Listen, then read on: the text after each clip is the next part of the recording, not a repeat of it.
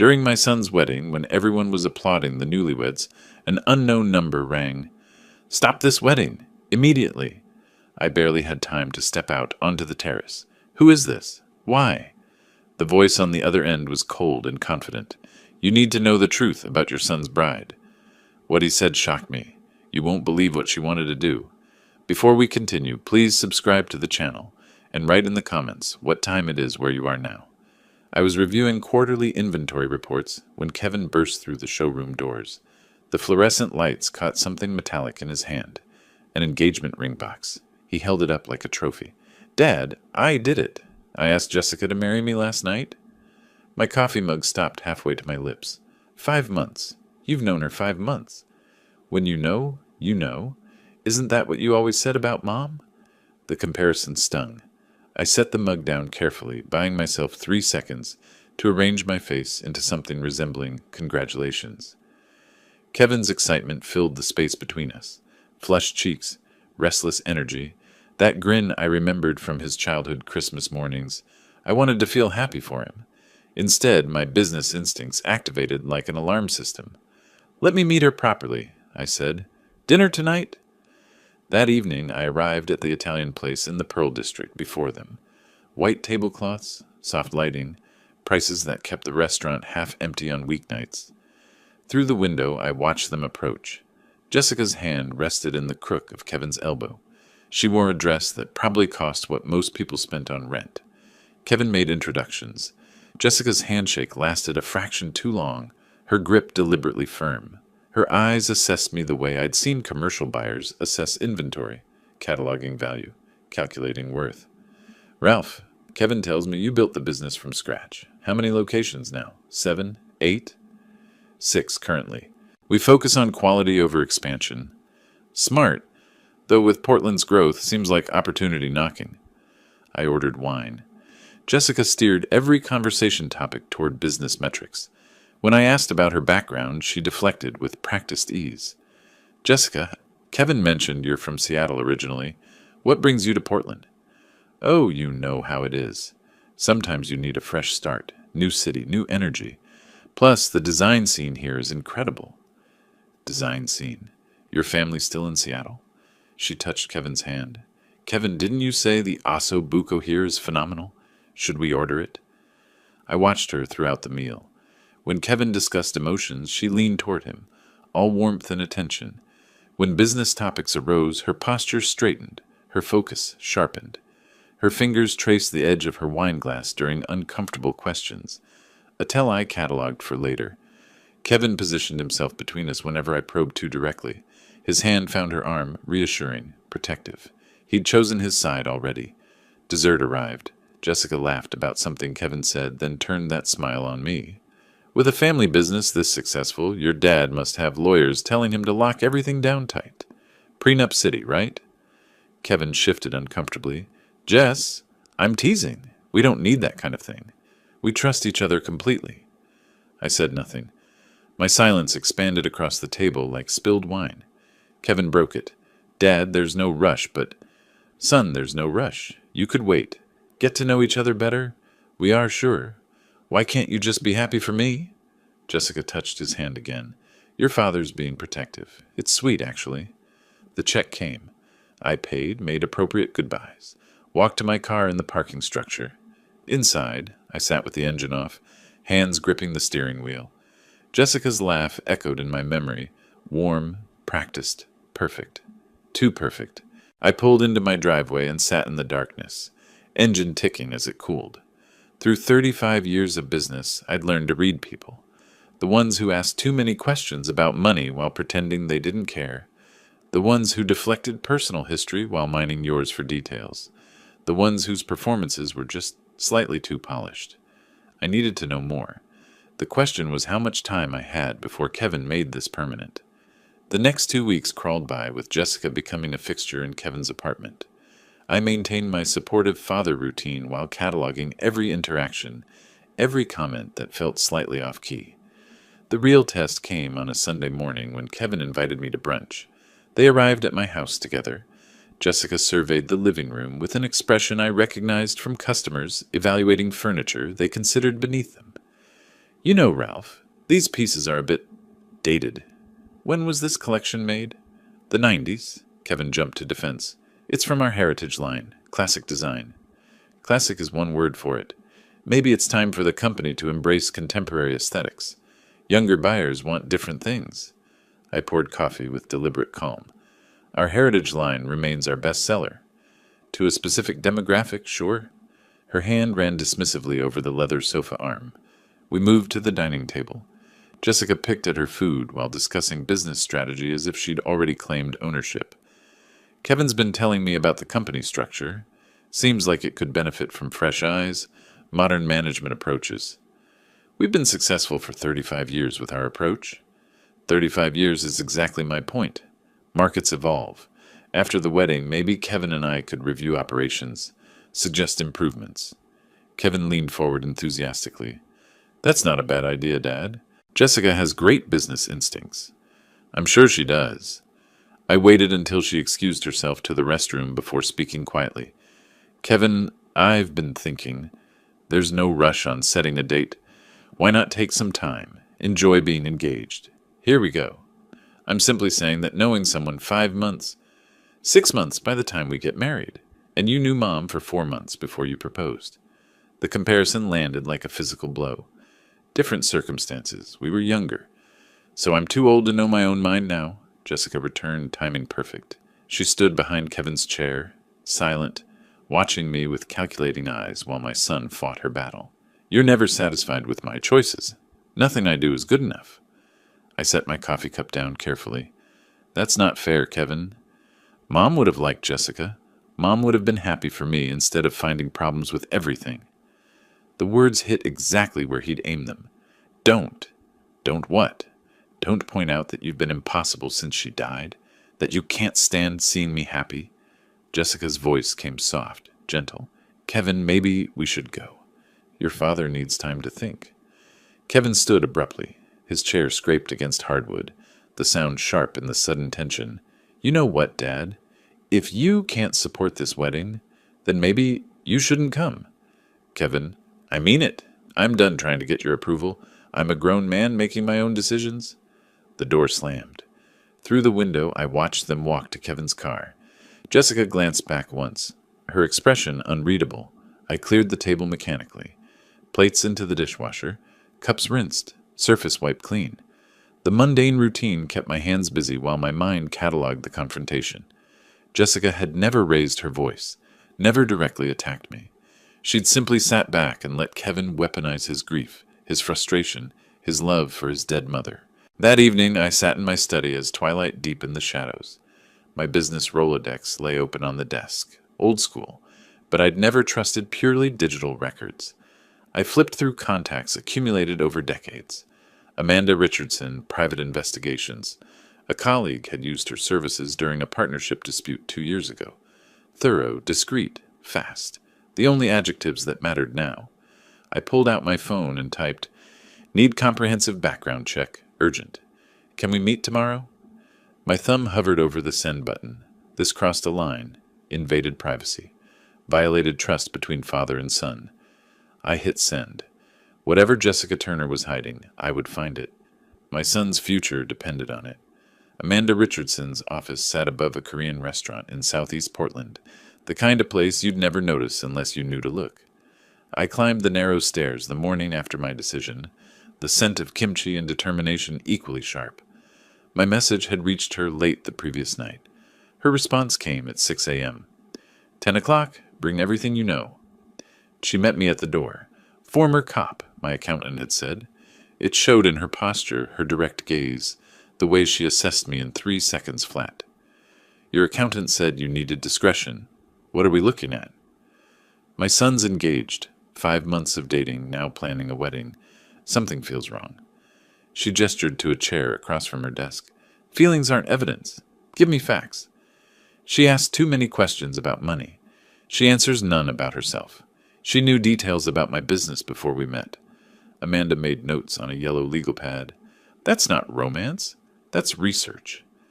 I provided what I had. Jessica's name, Kevin's timeline, the dinner observations, the brunch confrontation. Amanda wrote everything down with the methodical precision of someone who documented worse things than my suspicions. 2 weeks minimum, she said. Maybe 3. Can you maintain normal relations with your son that long? I'll manage. The waiting was torture. I showed up to work each morning, reviewed inventory reports with Kevin, discussed spring promotion strategies. We were professionally civil, personally distant. He thought I was giving him space to plan his wedding. I was giving Amanda time to build an unassailable case. Twice during those 3 weeks, I saw Jessica at the store, playing the devoted fiancée, asking Kevin about product lines with that practiced charm. Each time, I excused myself before I said something I'd regret. Amanda sent brief updates. Found second marriage record. Located ex-husband number 1. You're going to want to sit down for this. Each message tightened the knot in my chest. Mid-April, she called. Mr. Fisher, we need to meet. Today, if possible. You found something. I found everything. How soon can you get here? 30 minutes. Bring coffee. This will take a while.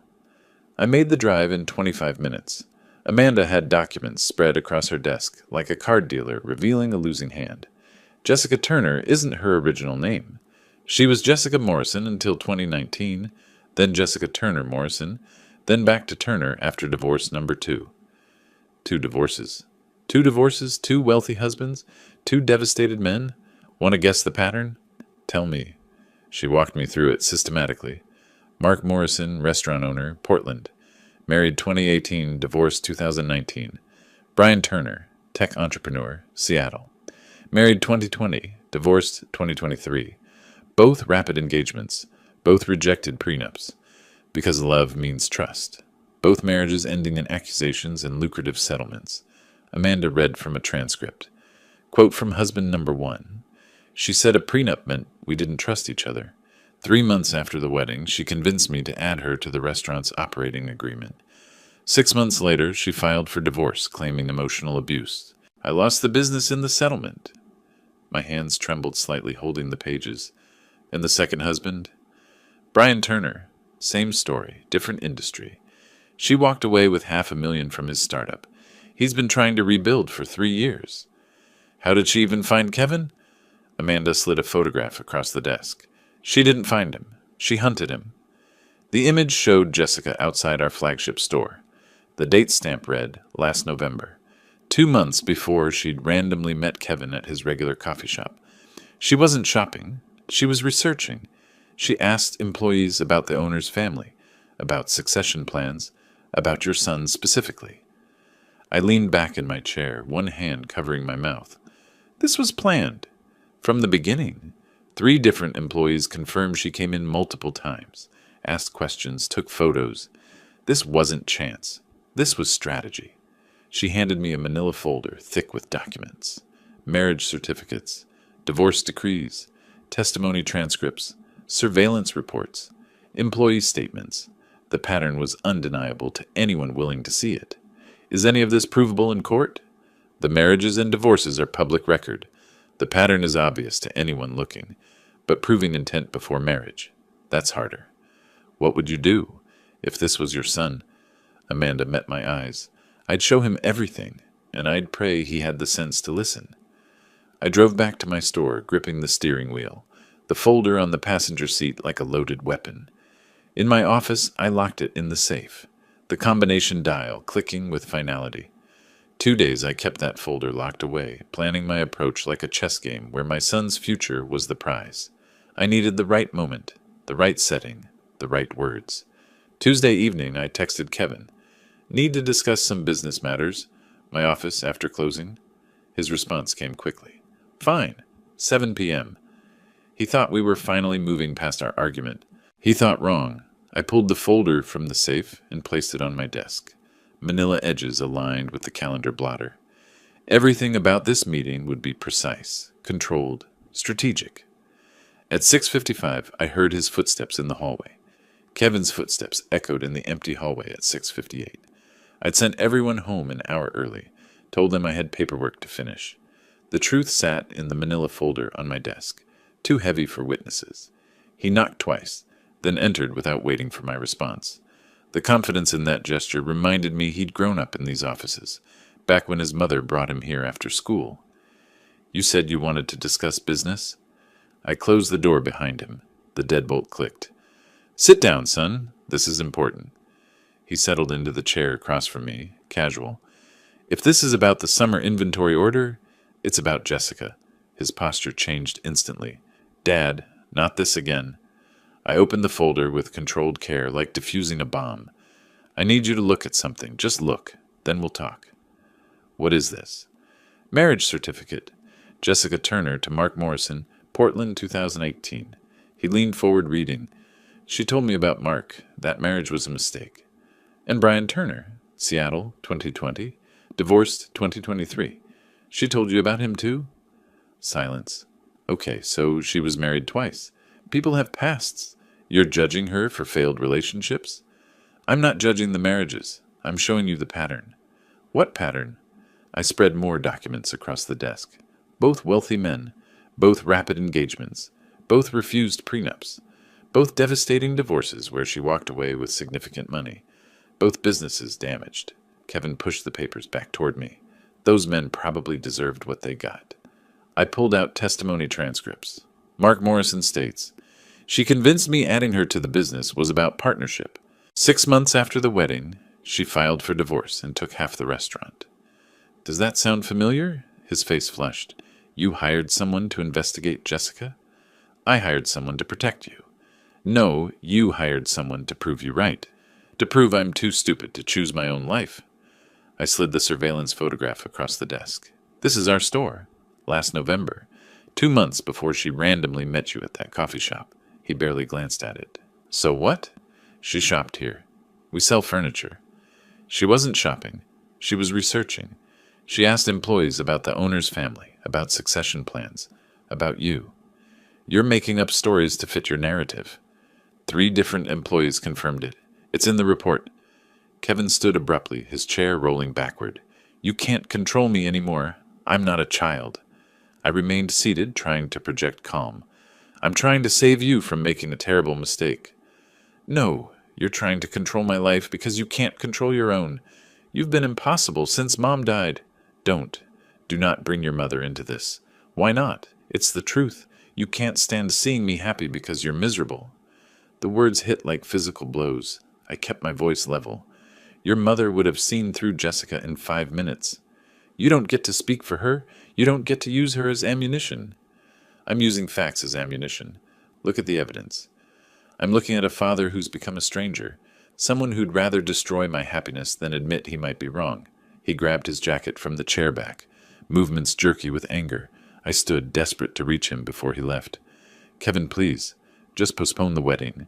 Give yourself time to verify. Verify what? Your paranoid theories? Your paid investigator's gossip? These are court documents, public records, testimony from, I don't care. Jessica and I are getting married in 6 weeks. You can either support that or you can stay away. Son, I mean it, Dad. If you can't be happy for me, don't come to the wedding. Don't call. Don't interfere. I'm done. You're making a mistake that could cost you everything. His hand was on the doorknob. The only mistake I made was thinking you'd changed, thinking you could let me be my own person. I love you. That's why I'm doing this. No, if you loved me, you'd trust me. The door slammed. The windows vibrated. Then silence. I stood there for several seconds before sitting down heavily. The evidence lay scattered across my desk like casualties. Kevin would tell Jessica about this conversation. She'd know I was onto her. The direct approach had failed. Worse, it had driven my son further into her arms. The silence lasted until midnight. I gathered the documents carefully, returning them to the folder with methodical precision. If Kevin wouldn't let me save him with truth, I'd have to save him another way. I picked up my phone and began typing. You're right. I've been overbearing. I'm sorry. If Jessica makes you happy, I'll support your decision. Let's talk about the wedding. The words tasted like ash, but chess players sometimes sacrifice pieces to protect the king. I hit send. Wednesday morning, I had an appointment scheduled with an attorney named Stephen Grant. If Kevin wouldn't end this engagement, I'd make sure Jessica couldn't destroy him when the marriage inevitably failed. A week of silence felt like a year. We passed each other in the office hallways with the careful distance of strangers, exchanged necessary emails about inventory and vendor contracts, maintained the fiction that Fisher's Fine Furniture could function with its two leaders barely speaking. By Friday, the tension had become unsustainable. I found myself staring at my phone, Stephen Grant's business card beside it, knowing I had a choice: let my son marry a predator while our relationship disintegrated, or swallow my pride and build a different kind of protection. I picked up the phone, put it down, picked it up again. Finally, I sent a text. "Kevin, can we talk? My office?" His response took 20 minutes. "Fine, 5 o'clock." He arrived with defensive body language, arms crossed, standing rather than sitting. I stood from behind my desk, moved to the chairs by the window. Different positioning than our last conversation in this room, different outcome needed. "Thank you for coming. I know this week has been difficult. If you're going to lecture me again, I'm not. I'm here to apologize." Silence. His arms stayed crossed, but I saw the surprise. I was too harsh. Maybe I was wrong. "Dad, I didn't mean—" "You meant it, and you might be right. I've been holding on too tight, trying to protect you from everything. About your mother, about me being unable to let go." Kevin's posture softened slightly. "I just want to make my own choices." "I know. And Jessica is your choice. I need to respect that." He uncrossed his arms, still didn't sit. "So you're saying you accept Jessica now?"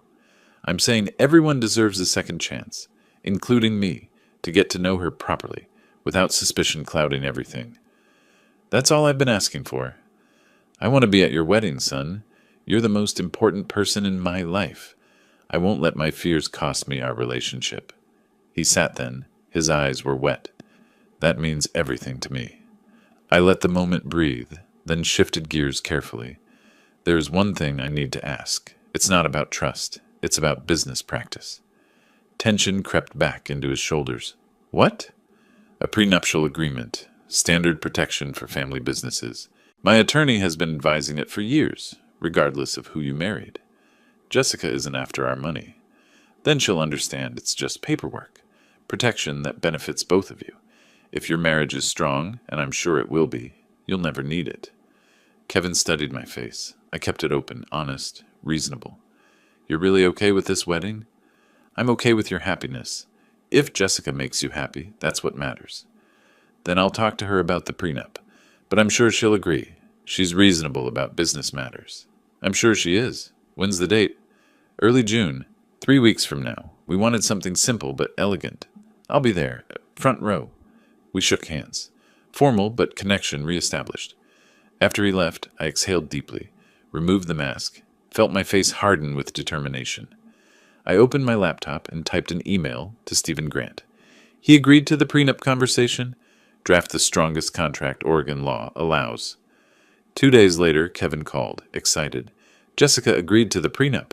She said she completely understands protecting family business. "That's wonderful, son." She said she's marrying me, not the furniture company. The prenup doesn't change anything between us. She sounds very understanding. Too understanding. She thought she could work around it. I drove downtown to Stephen Grant's office the next morning. "Your son agreed to the prenup conversation. Smart move on your part." "She agreed too quickly." "What does that tell you?" Stephen leaned back in his chair. "That she either doesn't understand contract law, or she's planning to become so integrated into the business that the prenup becomes irrelevant." "The second one. Can we prevent that?" "We can try. Let me show you some corporate structure options." The 3 weeks until the wedding moved with surreal momentum. I helped Kevin review venue contracts, discuss seating arrangements, played the role of supportive father with practiced precision. Stephen Grant drafted a prenuptial agreement that would take a team of attorneys years to penetrate. Jessica signed it without reading the details, barely glancing at the 50-page document before her elegant signature appeared on the final page. "See, Dad?" Kevin said afterward, relief in his voice. "She's not what you thought." I nodded, smiled, said nothing about the corporate restructuring documents I'd signed that same morning, the ones that made it impossible for Kevin to transfer business equity without board approval. The wedding day arrived with Portland's rare early June sunshine. The ceremony took place at sunset, Portland's skyline glowing amber through floor-to-ceiling windows. I watched Kevin say his vows with that radiant certainty of young men who believe love conquers everything. Jessica wore white silk that probably cost more than some people's cars, her smile perfect and practiced. When the officiant pronounced them married, the guests erupted in applause. I clapped too, playing my part, feeling the weight of the prenup document in my mental inventory. Signed, notarized, filed. First line of defense in place. The reception swallowed us into celebration. 200 guests, flowers everywhere, a band that probably charged more per hour than most people earned in a day. I gave my toast carefully, hitting notes of love and hope without choking on the dishonesty. Kevin glowed. Jessica radiated triumph. I watched. My phone vibrated in my jacket pocket during the dancing. Unknown number. I almost ignored it, but something made me look. The insistence of the vibration felt urgent. I navigated through the crowd, found a terrace overlooking the city. The door closed behind me, muffling the music. Hello?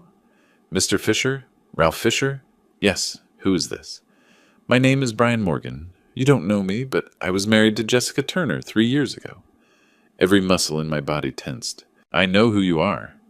I know this is terrible timing. Your son just married her. But you need to hear this. I'm listening. Jessica doesn't just want divorce money. She wants your business. Explain. His voice carried the weight of experience and regret. Her pattern. It's not just about settlements. It's about ownership. She'll start slow. Suggestions about business decisions. Then she'll push your son to add her to the company structure. Co-owner, partner, whatever title sounds loving and trusting. We have a prenup. Prenups protect marital assets. If she becomes a legitimate business owner through your son's decision, that's different. That's corporate law, not family law. Cold realization washed through me. Keep talking. Once she's inside the business, she'll arrange problems. Contracts with vendors who don't deliver.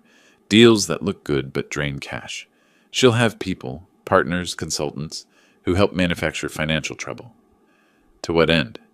Force the company into distress. Your son panics, needs to sell assets, liquidate. She owns half the business by then. She gets half of everything. My knuckles whitened around the phone. How do you know this? Because she tried it with my startup. Smaller scale, but same strategy. I caught on before she could finish, but not before she'd damaged things significantly. Can you prove any of this?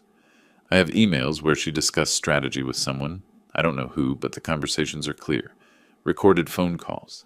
Documentation of fake vendors she tried to introduce. I kept everything after the divorce. Why are you telling me this? Why now? Because I let her get away with it. Settlement, non-disclosure agreement, moving on. I've regretted it every day. When I heard she'd married again, family business, substantial assets, I knew she'd go bigger this time. Inside, the band started playing something slow. Through the glass, I could see Kevin and Jessica dancing. I can help you if you're ready to fight. What are you proposing? Evidence sharing, coordination. I testify if needed. Whatever it takes to stop her before she destroys your son's life like she tried to destroy mine. I need to think about this. Don't think too long. She works fast once the ring is on. Here's my number. Call me when you're ready. The call ended. I stood on the terrace, gripping the railing. Portland spread out below me in geometric light patterns. Inside, my son danced with a woman who planned to systematically dismantle everything I'd built, using him as the instrument of destruction. I returned to the reception, smiled, congratulated, watched Jessica across the ballroom with new understanding. She wasn't just a gold digger, she was a demolition expert in designer heels. She caught my eye, raised her glass, smiled. She thought that she'd already won. I stayed until the last guest left, embraced Kevin while Jessica watched with that triumphant smile. The drive home took me past downtown Portland, past Stephen Grant's law office where the prenup waited in fireproof filing. Useful, but insufficient. Brian's voice played on loop. She'll arrange problems. Contracts that don't deliver. Deals that drain cash. Jessica wanted to destroy my business from the inside, using my son as the key. She'd calculated her approach perfectly, except for one variable. I pulled into my driveway and sat in darkness, phone in hand, Brian's number on screen. He'd offered evidence, coordination, testimony. an alliance between victims, past and future. I opened my contacts. Stephen Grant, Amanda Richardson, Brian Morgan. Tomorrow we'd begin building something Jessica had never faced before, a coordinated defense that would become an offense. She'd declared war on my family. She just didn't know I'd found her battle plans. I texted Brian, "Tomorrow, my office, 9 a.m. Bring everything." His response came instantly. "Ready." Sunday morning arrived with the kind of clarity that follows sleepless nights spent planning war. Kevin and Jessica had left at dawn for a week-long honeymoon along the Oregon coast. Cannon Beach, she'd mentioned. Somewhere romantic and isolated.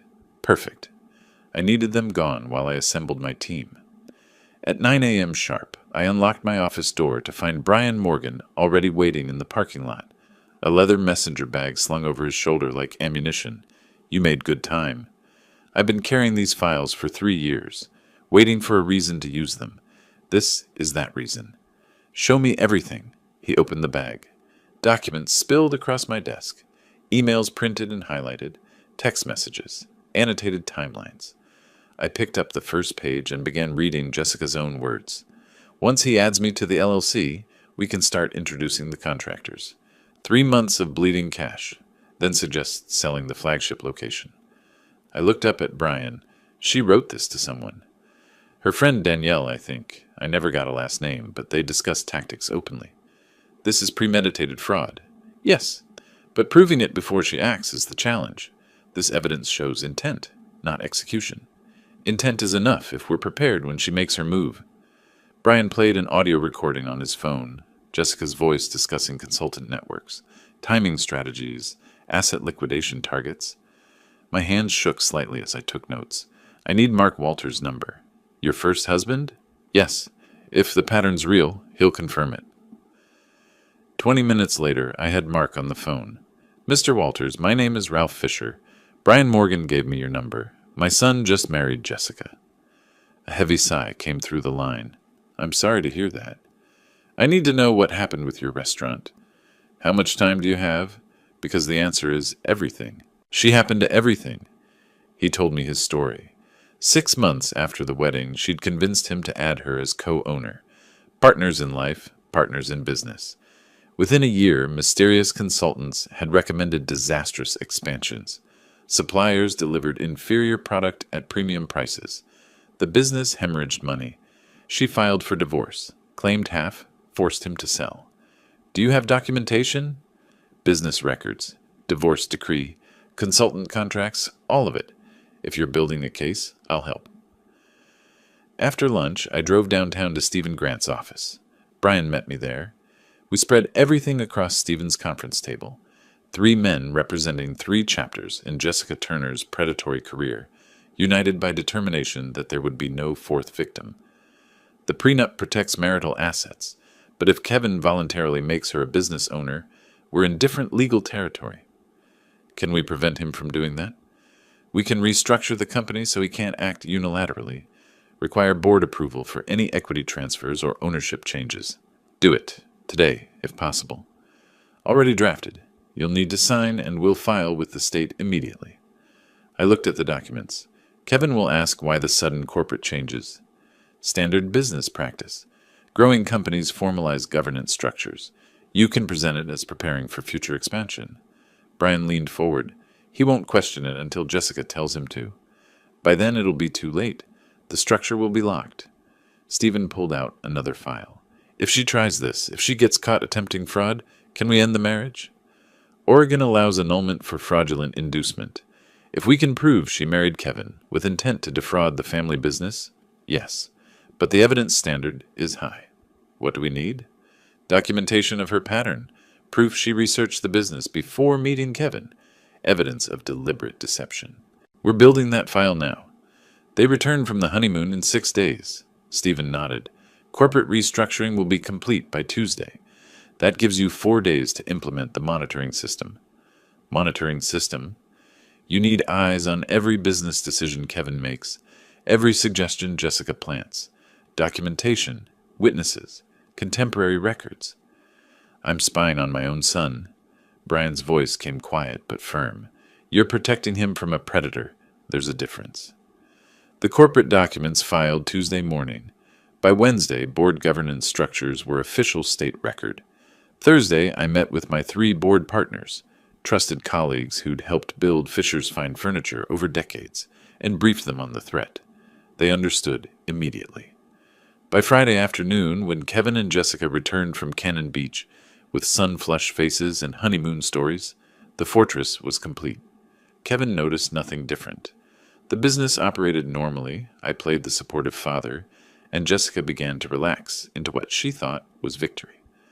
I gave her 1 week to make her first move. She took exactly 7 days. The following Friday, Kevin invited me to dinner at their apartment, the one that technically belonged to family property holdings, but felt like enemy territory now. Jessica had prepared salmon, poured expensive wine, and sometime between the salad and main course, she made her opening gambit. The salmon was perfectly cooked. Jessica had gone to culinary school briefly, Kevin mentioned, before discovering it wasn't for her. I wondered what else she'd started and abandoned when easier prey appeared. We sat at their dining table, the apartment's large windows showing Portland's evening skyline, and I played my role. Proud father, supportive in-law, oblivious target. Kevin glowed with newlywed happiness. Jessica watched me with calculated warmth. Then somewhere between clearing the salad plates and serving the main course, she struck. Kevin was telling me about the Harrison account. Sounds like you're expanding into commercial contracts. Testing the waters. Corporate furniture is different from residential. You know what's interesting? Most successful family businesses I've researched integrate spouses into operations. Creates unified vision. Kevin leaned forward. Really? Absolutely. When partners trust each other in business, it strengthens everything. Don't you think, Ralph? Every family handles it differently. The next day, Kevin approached me during inventory review. Dad, I've been thinking about what Jessica said, about spouse involvement. Oh? She has really sharp business instincts. Design background, understands markets. Maybe she could consult on some decisions.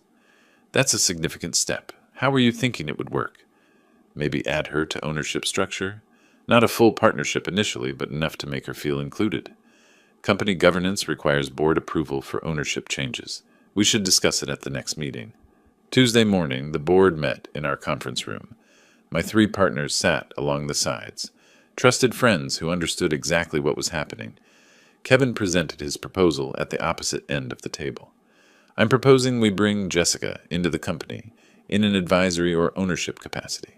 She has valuable perspective we're not currently utilizing. The first board member spoke carefully.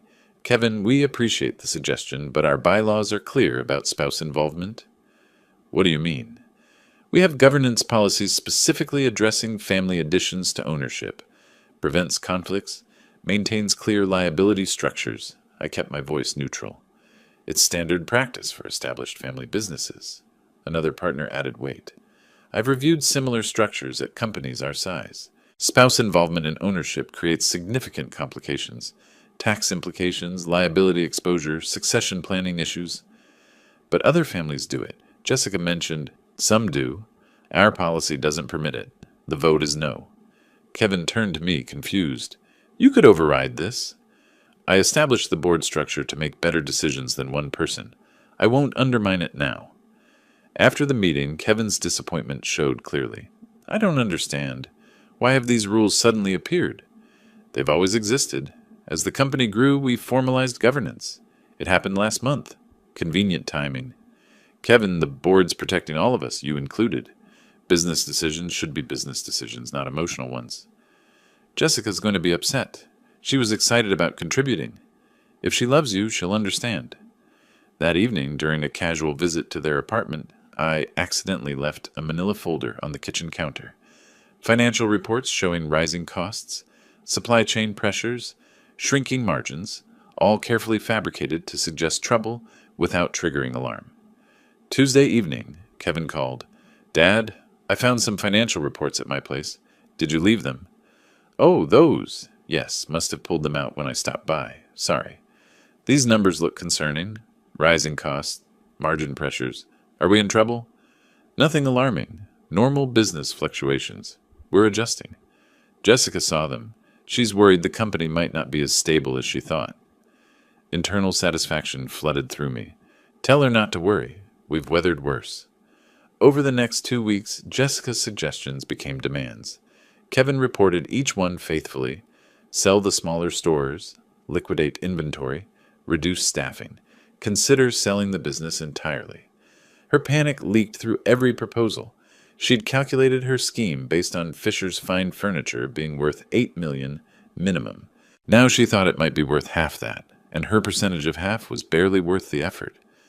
I watched her unravel through Kevin's worried phone calls, dinner conversations where she pushed too hard, revealed too much urgency, showed her hand without realizing she'd stopped playing cards and started begging.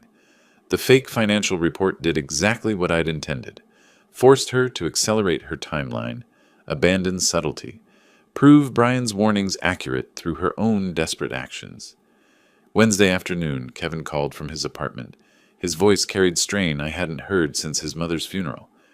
"Dad, we need to talk. Something's wrong with Jessica. She's different, obsessed with the business, angry all the time. I need your advice." Finally, the mask was cracking, and my son was starting to see underneath. Jessica's desperation manifested in a man named Derek Chambers. He appeared at our offices on a Wednesday morning in early August, carrying a leather portfolio and wearing the kind of confident smile that consultants practice in mirrors. Kevin introduced him as a business strategist Jessica had found, someone who could help us navigate current market challenges. I shook his hand and knew immediately this was her accomplice, the final piece of her scheme, arriving right on schedule. Derek spread restructuring documents across our conference table. Fisher's fine furniture is at a critical juncture. The market data shows vulnerability that requires immediate action.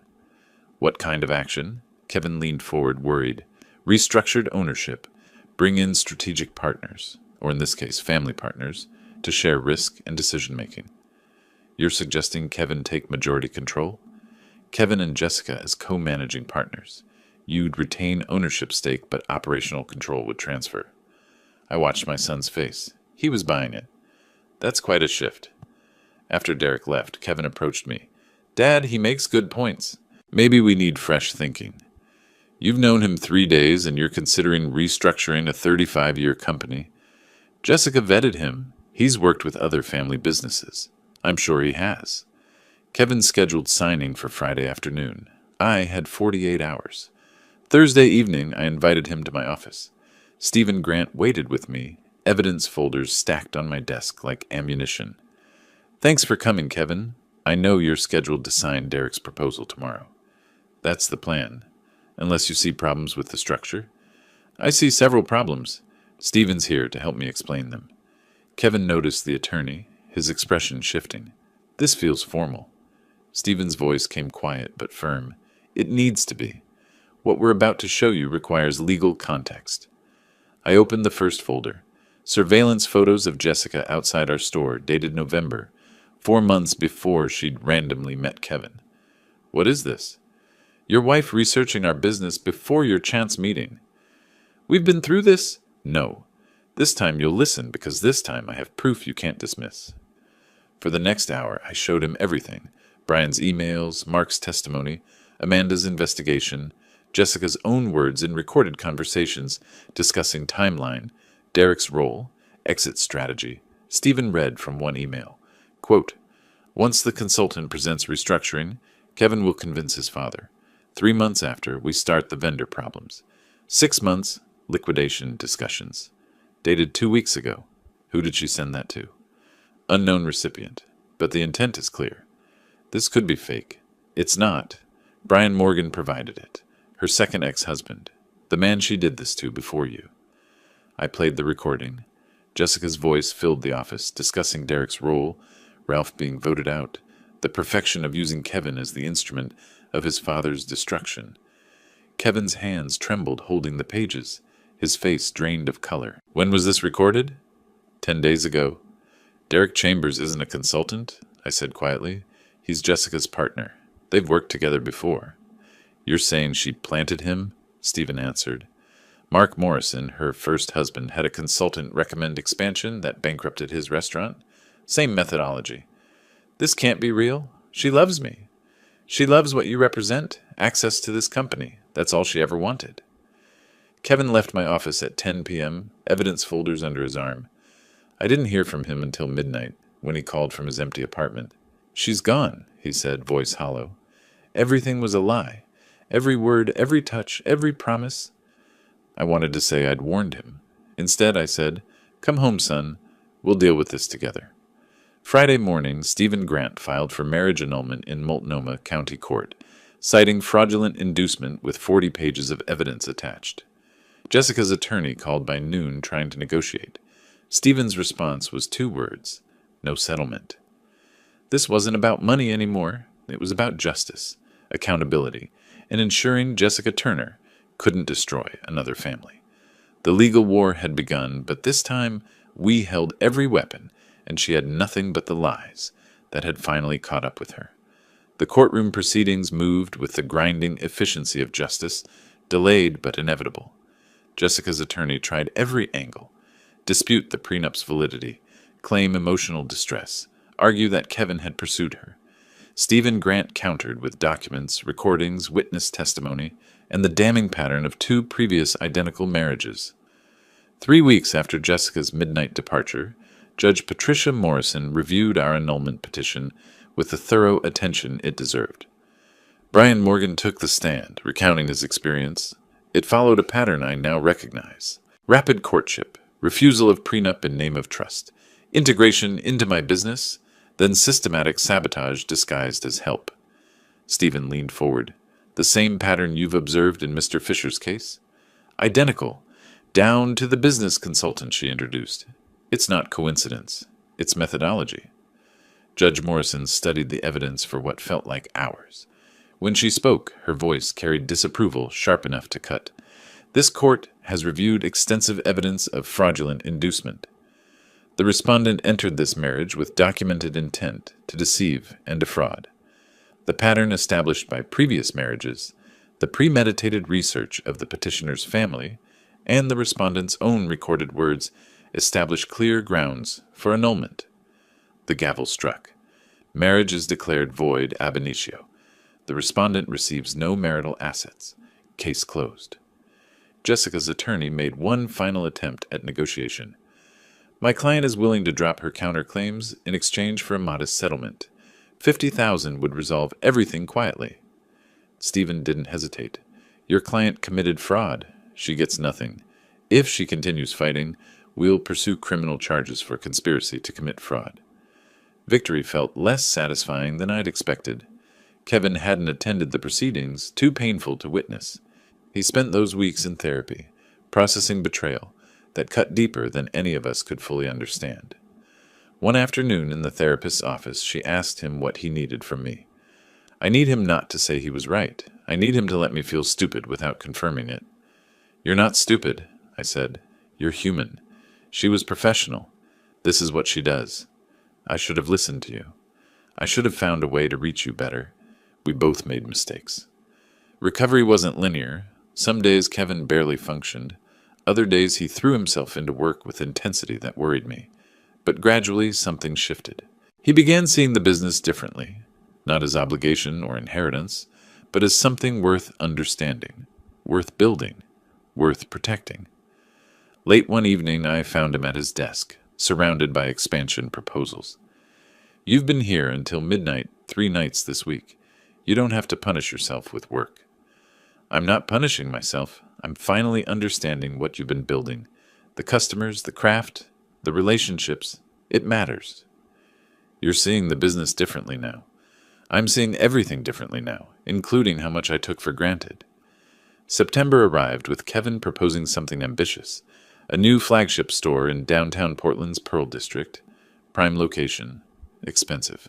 A statement that we weren't just surviving, we were thriving. When did you become the ambitious one? I asked, surprised. When I realized this company is worth fighting for, like you've been fighting all along.